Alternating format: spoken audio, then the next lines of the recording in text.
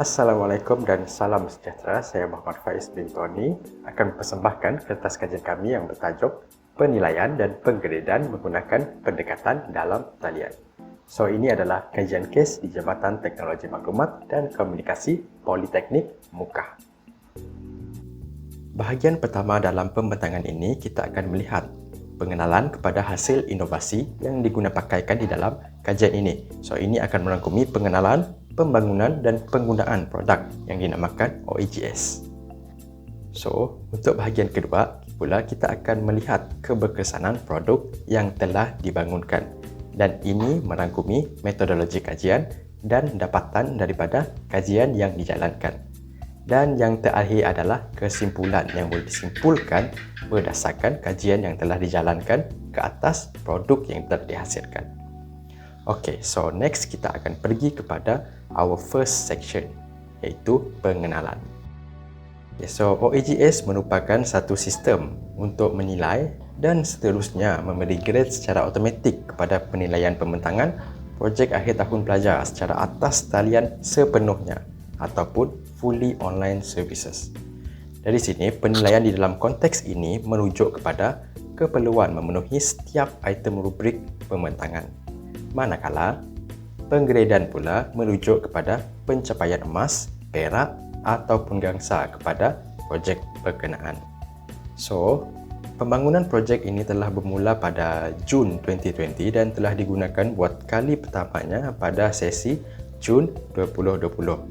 Idea pembangunan sistem ini adalah bagi menggantikan kaedah konvensional, iaitu menggunakan edaran borang manual semasa pembentangan dan menggunakan platform Google Sheet. So, penggunaan Google Sheet ataupun Google Form maybe for us as end user agak mudah and pretty straightforward, tapi benda yang semudah ABC berkemungkinan sesusah algebra disebabkan pelbagai faktor. So, next kita akan pergi kepada pembangunan produk. Untuk client side ataupun front end part, kami telah menggunakan HTML5, JavaScript dan Bootstrap Framework sebagai user interface enhancement yang akan cater the desktop view dan mobile view. Manakala untuk bahagian server side ataupun back end, kami telah utilize PHP as scripting language sebab it is easy to use and understand, dan MariaDB sebagai pangkalan data. Bagi pembangunan perisian pula, VS Code telah digunakan sebagai main code editor, MySQL Workbench sebagai database developer dan FileZilla untuk FTP communication kepada server. So, ini adalah sedikit sebanyak berkenaan technical part bagi produk yang dihasilkan. Seterusnya, kita akan lihat timeline kaedah pembangunan yang telah diimplementkan di dalam projek ini. Alright, so ini adalah System Development Lifecycle ataupun SDLC yang telah diimplementkan dan dihybridkan yang terdiri daripada beberapa fasa. So, bermula dari perancangan pembangunan produk, pergi kepada fasa analisis and move on kepada next phase, iaitu mereka bentuk. Next adalah fasa pelaksanaan, and now our current phase adalah fasa penyelenggaraan ataupun maintenance. So, seterusnya kita akan pergi kepada penggunaan ataupun implementation of OEGS. OEGS telah digunakan pada EPIC 9.0, iaitu Expo Project ICT bagi Jabatan Teknologi Maklumat dan Komunikasi Politeknik Mukah pada tahun 2020. Penggunaannya telah diteruskan pada EPIC 10.0 pada tahun 2021, dan yang terbaru adalah OEGS telah digunakan untuk IBEC 2021 sebagai sistem pemakahan untuk pitching session. Dan sebelum kita beralih kepada bahagian kedua, iaitu hasil kajian keberkesanan OEGS, apa yang anda akan saksikan selepas ini adalah sedikit screenshot daripada produk yang telah dibangunkan.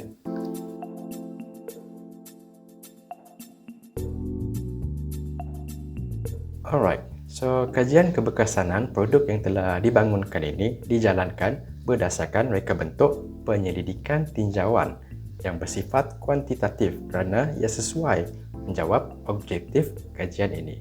Dan sebagai proses awal kajian, satu soal selidik telah dibangunkan dan tahap kebolehpercayaan instrumen ini ditentukan menggunakan interpretasi alpha Cronbach dengan julat 0 hingga 1. Ujian rintis telah dilaksanakan ke atas 15 orang staf bagi menentukan tahap kebolehpercayaan instrumen dalam penyelidikan sebenar. Dan populasi responden dalam kajian ini adalah sekitar 35 orang responden yang terlibat secara langsung dalam penggunaan OEGS. Hasil daripada responden tadi akan dianalisa menggunakan software SPSS dan interpretasi data berdasarkan Likert scale. Jadi, apakah hasil daripada kajian tersebut? So, kita akan pergi kepada bahagian pertama, iaitu hasil kajian yang menumpukan kepada pembangunan produk. Soal selidik yang terdiri daripada 15 item setelah dianalisis berjaya mencapai skor 0.926 nilai kebolehpercayaan alpha Cronbach. So, ini bermaksud instrumen yang telah dibina berada dalam keadaan yang sangat baik dan efektif dengan tahap konsistensi yang tinggi.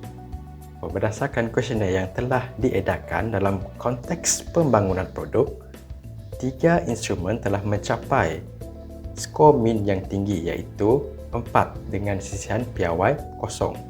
Manakala 4 item telah mencapai skor min yang kurang daripada 4 tetapi mencapai sisihan piawai yang sangat kecil. So, ini merupakan satu indikasi bahawa data adalah perhampiran antara satu sama lain ataupun bersifat homogen.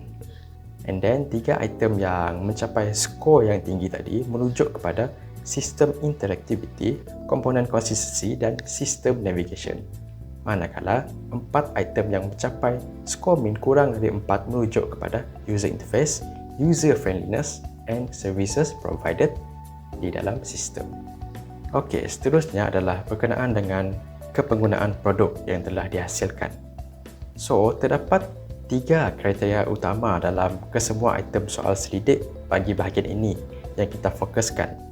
Yang pertama adalah cost yang merujuk kepada cost effectiveness of the traditional method, which is the paper-based medium compared to our product ataupun OEGS. Dan yang kedua adalah masa yang merujuk kepada perbandingan masa penyediaan sesuatu platform pemakahan menggunakan OEGS dan secara traditional paper-based ataupun menggunakan digital teknologi seperti Google Form dan Google Sheet. Dan yang ketiga adalah data yang merujuk kepada keselamatan, ketersediaan dan integriti data tersebut. So, berdasarkan analisis yang telah dijalankan, 4 daripada 8 item yang digunakan berjaya mencapai skor min 4, manakala 4 lagi item mencapai min yang kurang daripada 4, tetapi masih tetap mencapai skor yang tinggi dengan sisihan piawai yang kecil.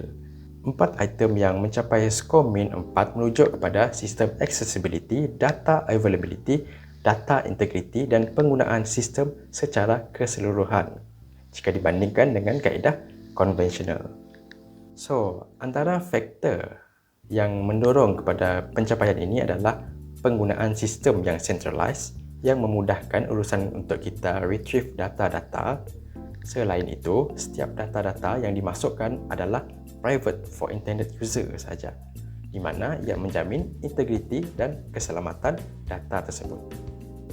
And then, of course, it is better dari conventional system jika kita ambil kira kos dan masa yang diperuntukkan untuk menyediakan sesuatu platform pemakahan. So, seterusnya adalah berkaitan dengan 4 item yang mencapai min yang kurang daripada 4. So, this one merujuk kepada platform sistem itu sendiri, the prestasi of the system and the transparency of the system operation. So, beberapa faktor yang boleh menjadi pendorong kepada skor ini termasuk penggunaan benda yang baru, sebab as we know, anything yang baru, the user ataupun end user akan memerlukan masa yang banyak untuk memahami that product. Selain itu, the rise of the mobile apps juga mempengaruhi skor ini kerana OEGS telah dibangunkan atas platform web yang tidak straight to the point bila kita nak guna if kita comparekan dengan penggunaan mobile apps to web apps. Secara kesimpulannya, objektif kajian ini iaitu untuk mengkaji penambahbaikan kepada OEGS berdasarkan item yang dinilai adalah tercapai apabila semua keperluan pengguna ataupun undiscovered requirement telah dengan pasti dari pelbagai aspek, terutamanya item yang mempunyai skor min yang kurang daripada 4. Dan apa yang penting adalah dapatan utama daripada kajian ini, iaitu keberkesanan OEGS sebagai platform pemakahan, kerana OEGS telah menunjukkan keberkesanan yang tinggi berdasarkan skor min yang diperoleh dari soalan sidik dari responden. Dan produk yang telah dibangunkan ini berjaya untuk cater 3 ciri utama dalam kajian, iaitu kos, masa dan data. And last but not least, this system will surely and entirely replace the conventional method used previously di dalam JTMK Politeknik Muka, since the usage of this system is a lot of process. Thank you.